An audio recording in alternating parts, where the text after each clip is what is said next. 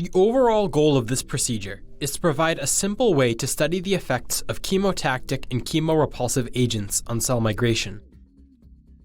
This method can help answer key questions in the cell interaction field, such as the effects of different growth factors on wound healing.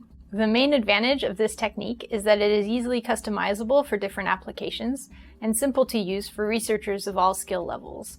Demonstrating the procedure will be Aniqa Chowdhury, an undergraduate student, and Tyler Harvey, a graduate student from my laboratory.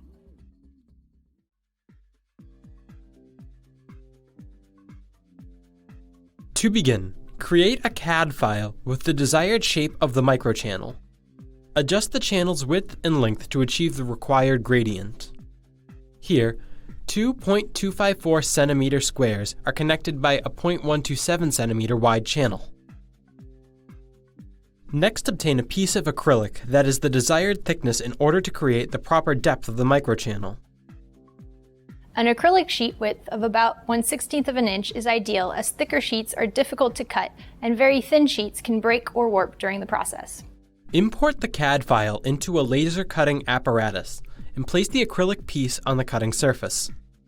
Then cut out the chamber according to the manufacturer's protocol. Place the freshly cut barbell-shaped acrylic cutout in a small petri dish and cover it until it is needed.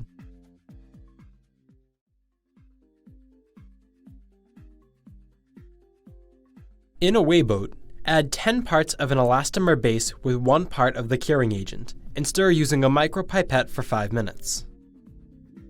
Transfer the mixture into a vacuum chamber, and pull a vacuum for 30 minutes to remove any trapped air bubbles from the PDMS. When finished,